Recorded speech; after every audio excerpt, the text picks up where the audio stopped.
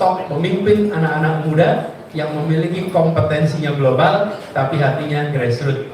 Kompetensinya bisa ditontonkan di skala internasional, tapi kecintaan pada tanah airnya tanpa syarat. Nah, itu yang kita harapkan. Nah, mudah-mudahan Garda Pemuda Nasdem bisa menyiapkan pemimpin-pemimpin yang bisa membawa Indonesia di gelanggang global, tapi punya hati di Indonesia yang kuat. Tadi disampaikan satu kata yang menarik. Tadi kalau dikasih slogan Garda Pemuda Nasdem, jawabnya? Ulang, Garda Pemuda Nasdem. Kata terakhir itu apa? Kalimatnya cinta tanah air. Ini satu kata ini, teman-teman sekalian, yang kalau saya coba Gulatul Minal Iman, kalau saya coba reflektif, apa sih yang membuat para pendiri-pendiri negara ini kok begitu luar biasa? Kalau reflektif, mereka itu memiliki kecintaan pada tanah air tanpa syarat. Tanpa syarat. Cinta pada tanah air tanpa syarat. Bayangkan, 95% penduduk buta huruf. Ini 90% buta huruf nih. Terus kemudian ini kurang dari 1% orang yang pendidikannya pendidikan tinggi, yang mendirikan republik ini. Permasalahannya banyak, tapi mereka tidak pernah mengirimkan pesan-pesan yang negatif tentang bangsa ini. Yang pesan dikirimkan itu selalu pesan yang positif. Padahal kenyataannya tidak. Saya beri ilustrasi. 95% penduduk buta huruf ya. Lalu Bung Karno mengatakan, beri saya 10 pemuda dan saya akan guncang dunia. Beliau nggak bilang 9 dari 10 pemuda itu buta huruf. Coba kalau di random statistik, kalau 95% penduduk buta huruf, artinya anak mudanya juga 9 dari 10 itu buta huruf. Tidak bicara kalian semua kurang pendidikan, kalian semua tidak bisa baca tulis, itu enggak. Yang dikirimkan, beri saya 10 pemuda dan saya akan guncang dunia. Kenapa itu terjadi? Karena dia dan deretan pendiri republik ini memiliki yang digaungkan oleh Garda Pemuda Nasdem, kecintaan pada tanah air. Ini yang harus kita jaga. Kalau kita memiliki kecintaan, maka ada rasa memiliki atas Indonesia dan ada rasa tanggung jawab. Tanpa ada kecintaan pada tanah air, apalagi cinta yang tanpa syarat, kan nggak ada yang gini. Saya cinta Indonesia kalau maju, saya cinta Indonesia kalau nyaman, saya cinta Indonesia kalau sudah nggak ada masalah. Tidak, saya cinta Indonesia apapun kondisinya. Dan dengan kecintaan itu kita buat Indonesia lebih baik lagi. Itu aja teman-teman sebagai pengantar pembuka. Silakan nanti kita ngobrol bebas saja tanyanya, dan mudah-mudahan saya bisa jawab pertanyaan-pertanyaan dari generasi baru ini. Makasih. Yuk, silakan. Terima kasih Pak Anies. Tadi cinta tanpa syarat ya Pak ya, dari anak-anak muda. Pak Anies, ini luar biasa sekali acara pada hari ini, karena bukan hanya diisi oleh Garda Pemuda Nasdem dan kader Nasdem, tapi di sini kita juga kehadiran anak-anak muda, influencer, yang mana mereka nih juga pengen tahu nih Pak Anies, yang terdekat deh, 2024, pasti pada penasaran kan, dengan apa sih sebetulnya gagasan yang akan dibawa oleh calon presiden RI kita. Nah, yang pertama yang mau kita tanya nih adalah soal gagasan Pak Anies, untuk kita bisa dengarkan bersama-sama. Silakan Pak.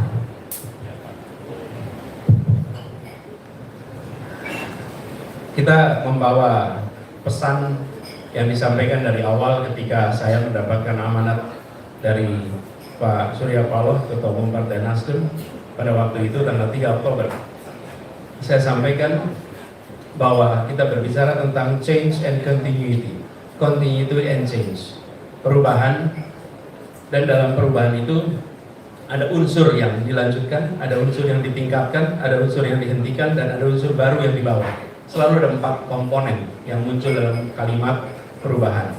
Kata kunci yang kami ingin jadikan prioritas misi kita adalah mengoperasionalkan keadilan di dalam kebijakan-kebijakan pemerintah. Semua kebijakan pemerintah harus mencerminkan semangat menghadirkan keadilan. Jadi ketika kita melihat potret Indonesia hari ini, dari Sabang sampai Merauke, kita menyaksikan adanya ketimpangan pusat-pusat pertumbuhan ekonomi ada di Jawa. Lebih tepatnya lagi Jawa bagian utara. Lebih tepatnya lagi Jawa bagian utara sebelah barat. Itulah pusat pertumbuhan Indonesia. Dan apa yang kemudian muncul? Pendidikan tinggi pun pusatnya di Jawa. Sehingga talenta-talenta dari seluruh Indonesia terbawa atau tersedot ke Jawa, sekolah di sini, ketika lulus bekerja di sini, makin hari antar wilayah ketimpangannya makin besar. Itu satu. Kemudian yang kedua adalah ketika kita berbicara tentang kota dan desa, ketimpangan antar kota dan desa ini menjadi perhatian yang serius karena kita menyaksikan kawasan-kawasan pertanian, kawasan perikanan adalah kawasan-kawasan yang justru mengalami ketertinggalan pembangunan yang sangat serius. Nah, ini contoh. Yang berikutnya adalah ketimpangan yang kita alami terkait dengan mereka yang terdidik dan yang tidak terdidik, mereka yang bekerja dan tidak bekerja. Nah, faktor-faktor keadilan seringkali tidak menjadi perhatian dalam penyusunan kebijakan. Jadi gagasan utamanya adalah membawa keadilan di dalam kebijakan-kebijakan. Nanti kita bisa elaborate lebih jauh, dan apa yang kami ingin lakukan di tingkat nasional ini sudah kita coba kerjakan di Jakarta. Ini kebetulan sekali, tadi pagi dan siang ini saya ke kampung Tanah Merah di Lumpang, lalu kampung Akuarium. Kebetulan memang ada rencana silaturahmi dengan dua kelompok masyarakat ini.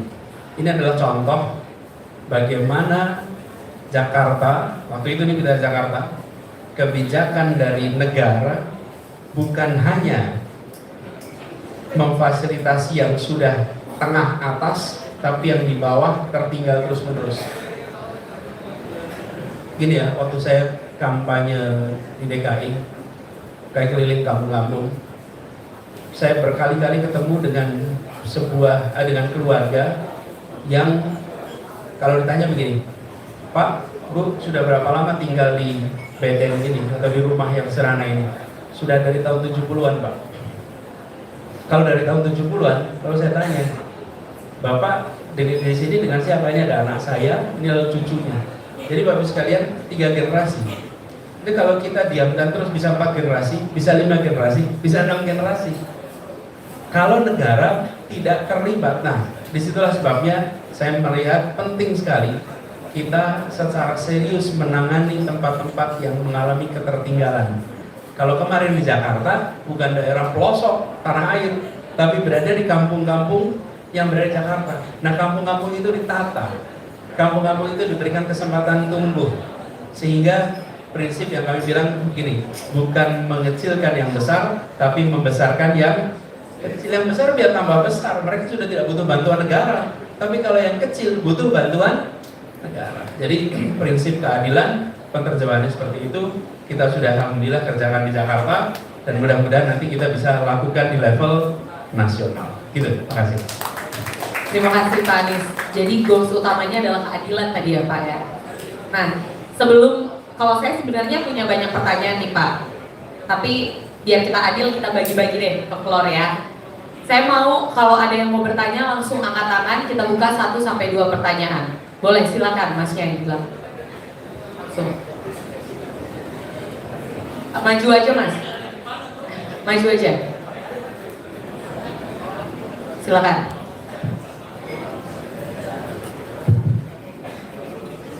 Terima kasih, selamat sore Pak Anies, Pak Sekjen, kakak sekalian. Saya Elisa Delima, Ketua Bidang OKK DPW Garda Pembangunan Nasdem Maluku, Pak.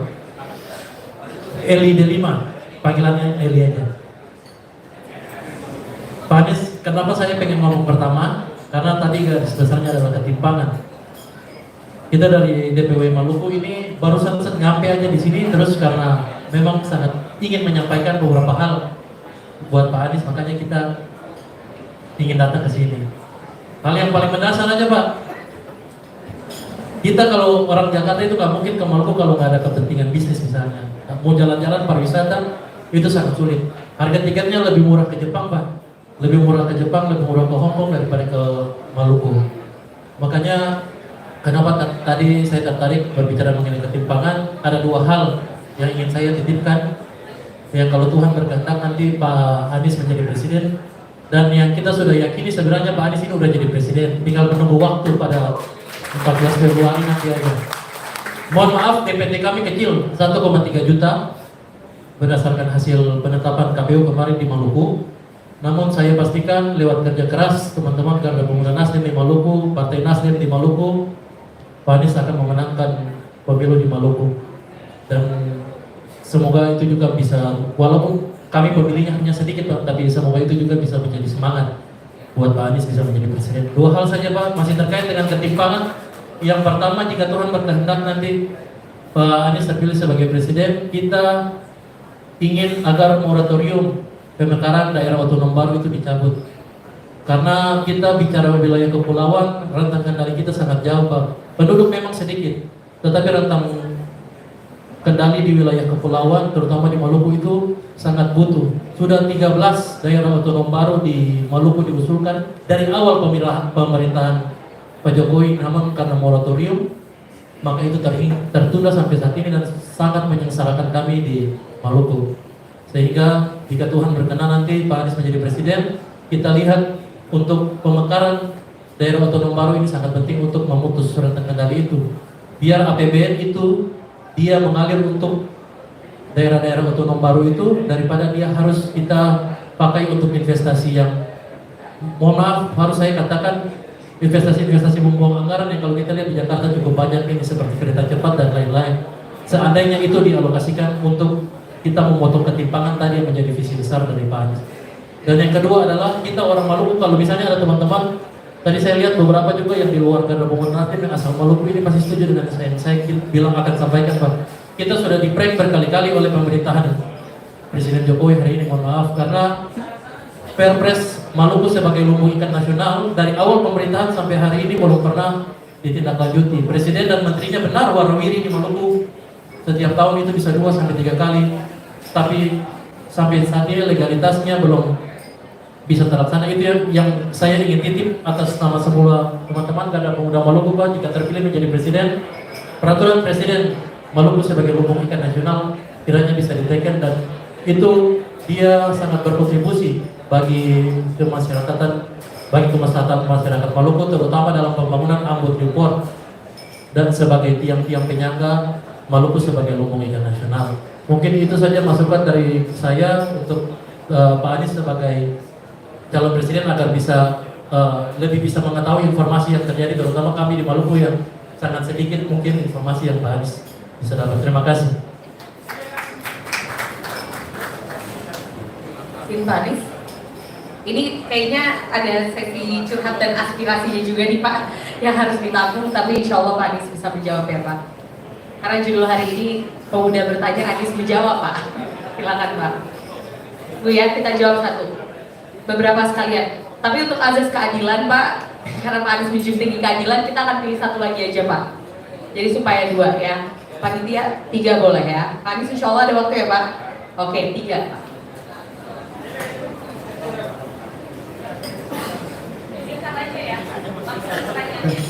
Bismillahirrahmanirrahim. Assalamualaikum warahmatullahi wabarakatuh. Izin Pak Anies, nama saya Asrizal dari PBP. Kebetulan kalau berbicara masalah ketimpangan, saya juga orang timur Pak. Saya orang Sulawesi Selatan, tapi besar di Jawa Barat kira-kira kayak gitu. Jadi kalau kata beberapa orang, saya itu minim identitas kira-kira kayak gitu Pak. Pertanyaannya sederhana Pak. Pertama, saya ingin bertanya ke Bang Am sebagai selaku Garda Pemuda Nasdem terkait tentang sampai hari ini apa saja yang sudah menjadi peranan gerakan Pemuda Nasdem untuk internal Partai Nasdem sendiri, sehingga juga memiliki sebuah keinginan besar untuk mendorong Pak Anies Rashid Baswedan untuk dicalonkan sebagai Presiden Republik Indonesia, kira-kira kayak gitu. Itu yang pertama. Terus selanjutnya terkait tentang permasalahan bahwa Pak Anies bahwa bagi saya memahami politik itu distribusi kekuasaan. Politik itu distribusi kekuasaan. Ketika misalkan kita melihat hari ini tadi sedikit disinggung atau banyak disinggung terkait tentang ketimpangan, Pak. Kira-kira ke depannya Pak Anies Baswedan ketika menjabat Presiden 2024 sampai 2029, kira-kira apa komitmen terbesarnya untuk pemuda? Ketika melihat hari ini ke depannya juga kita akan mendapatkan yang namanya bonus demografi, Pak, di mana jumlah usia produktif lebih baik daripada non produktif, kira-kira kayak gitu. Kira-kira apa bukti konkret atau misalkan komitmen besarnya, kira-kira gitu, Pak. Terima kasih. Wassalamualaikum warahmatullahi wabarakatuh.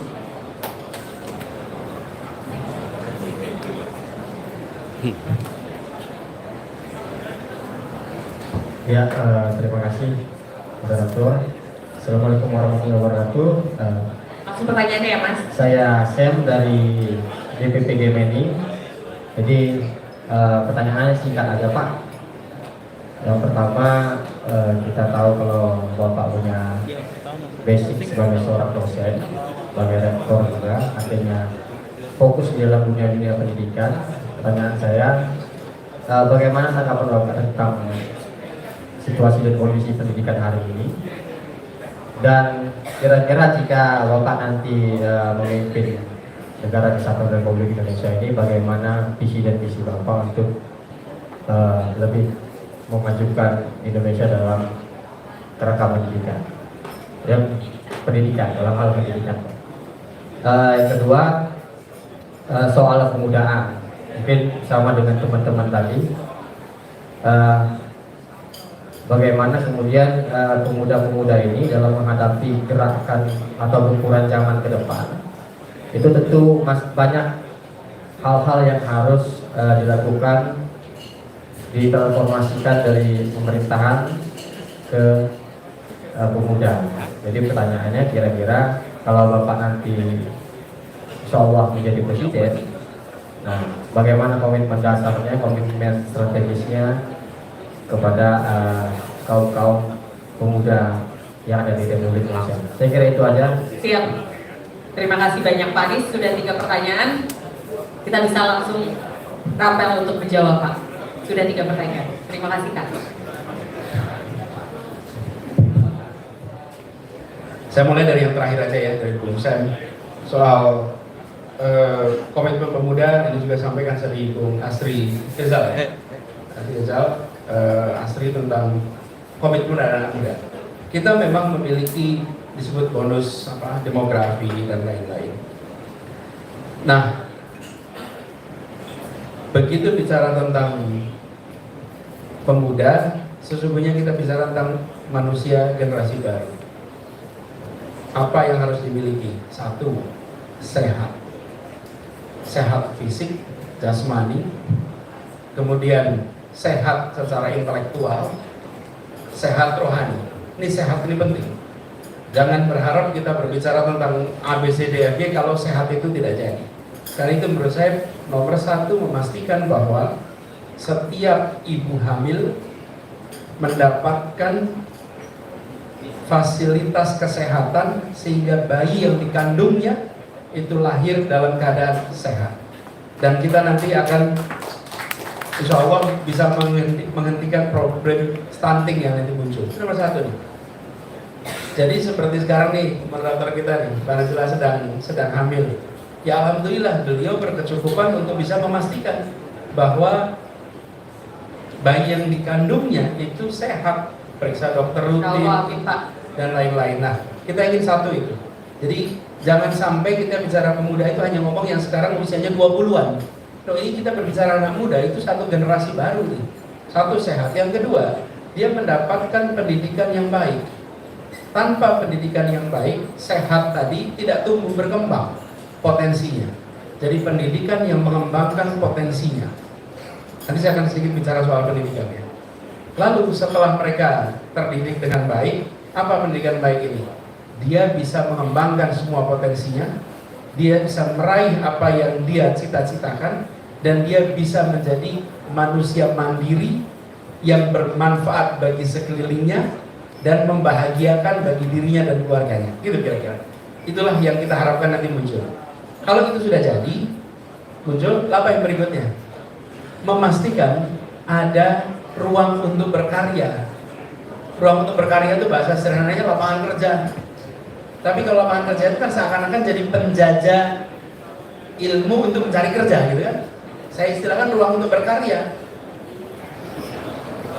Ada yang sempat bilang gini, Pak, kalau itu jangan hanya dikasih ikan, tapi kasih kailnya.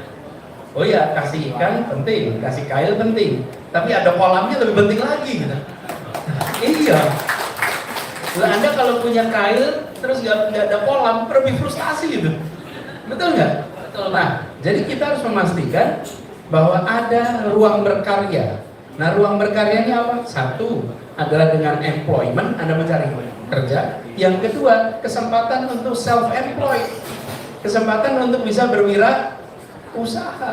Jadi kesempatan ini diberikan dan anak-anak muda sekarang punya kecenderungan berani berwirausaha. Jadi saya melihat ke depan, ruang apa yang diberikan pada anak-anak muda adalah ruang untuk mereka bisa berkarya. Baik itu berkarya dengan bekerja pada orang lain ataupun berkarya dengan bekerja sendiri. Lihat kafe ini punya anak muda, betul tidak? Iya, dan sekarang kita menyaksikan di berbagai wilayah di seluruh Indonesia.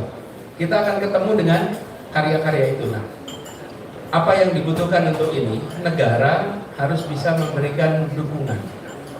Kami pernah lakukan di Jakarta, namanya Jakpreneur, di mana negara memfasilitasi dari mulai memberikan namanya IUMK, izin usaha mikro kecil, sampai fasilitasi pelatihan, sampai fasilitasi akses kredit, sehingga anak-anak muda punya kesempatan untuk menumbuhkan usahanya.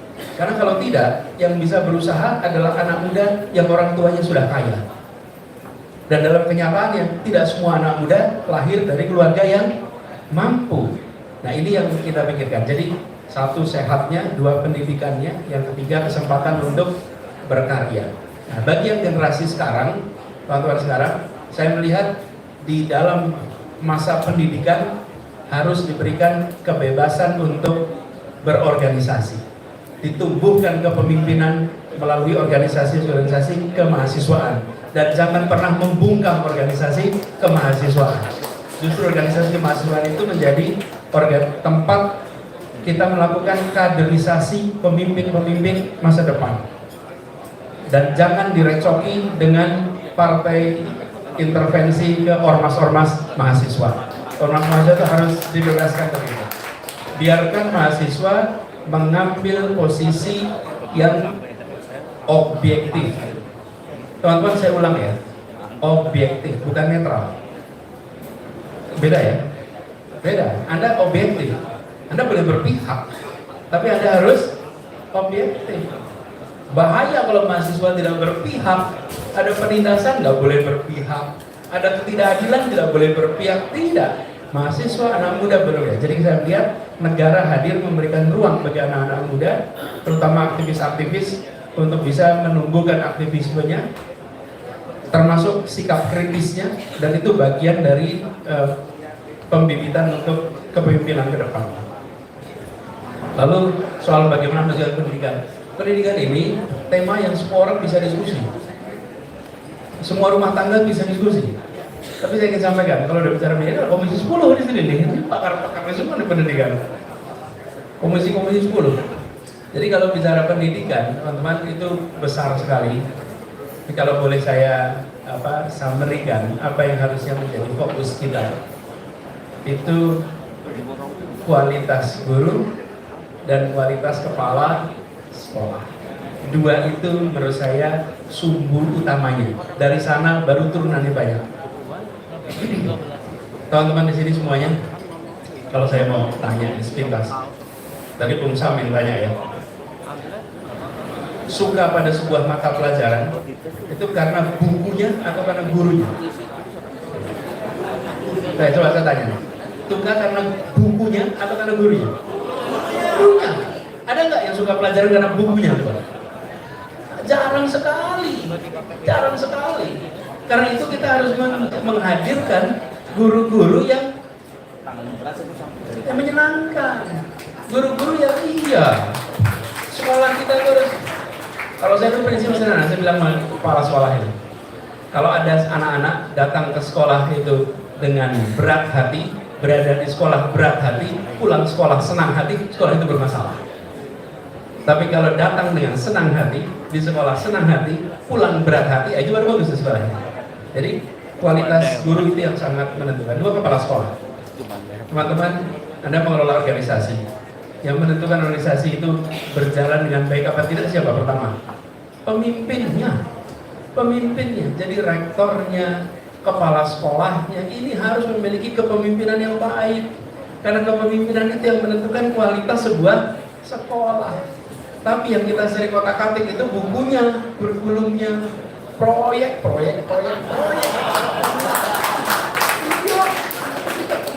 Padahal ketika ditanya itu suka pelajaran kenapa? Guru. Jadi fokuskan di situ, dan kalau Anda perhatikan negara-negara yang pendidikannya maju, hampir selalu kualitas gurunya baik. Nah, guru berkualitas itu ditopang oleh beberapa hal.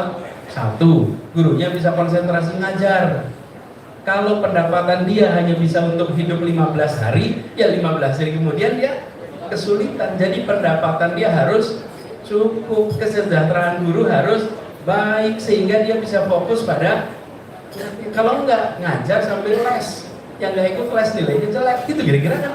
Ini siklus yang bermasalah. Jadi saya ingin sampaikan dua fokus itu. Masalahnya ada banyak. Saya tidak mau menyederhanakan masalah pendidikan. Saya pernah otak-atik di situ agak panjang. Ditambah lagi distribusi. Yang dari Maluku dari mana Maluku? Maluku. Kami itu mengirimkan guru-guru ke Kepulauan Tanimbar.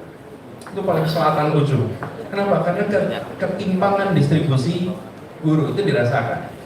Jadi saya tidak ingin menyederhanakan seakan-akan persoalan pendidikan itu hanya pada guru dan kepala sekolah, tapi saya melihat kalau dua ini ditangani dengan baik, maka yang lainnya akan dengan mudah ditangani. Oke? Terus Bung Asri udah kejawab sekalian ya tadi. Eli, tentang Maluku sebagai lumbung ikan nasional, kebijakan ini. Kita ingin tiap-tiap daerah itu punya kekuatan, mana begini deh, kita ingin punya kekuatan yang bisa ditonjolkan. Jadi bila ini memang sesuatu yang dilihat secara nasional dan regional itu strategis, ya kita kerjakan. Justru kita ingin hal-hal yang mandek itu bisa dituntaskan. So let's do it. Moratorium daerah baru. Moratorium ini ada alasannya. Karena pernah ada pemekaran yang berjalan tanpa kendali. Tapi di sisi lain ada kebutuhan objektif. Jadi saya memandang apabila pertimbangannya adalah teknokrasi untuk pelayanan pemerintahan lebih baik sehingga dibutuhkan unit baru, maka itu patut jalan. Tapi bila pertimbangannya politis, jangan. Nanti karena beda suku, beda kabupaten, beda bahasa, beda kabupaten. Ini Sulawesi Barat nih misalnya. Ini Majene itu 3 bahasa di situ, betul nggak kira-kira?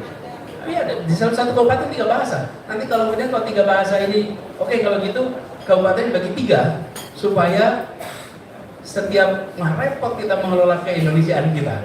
Jadi bila pertimbangannya adalah teknokrasi, ini tetangga kita di sebelah namanya Kabupaten Bogor. Kabupaten Bogor itu ada yang tahu nggak penduduknya berapa? Kabupaten Bogor 5 juta. Satu kabupaten. Ukuran kabupatennya hampir sama dengan Sumatera Barat.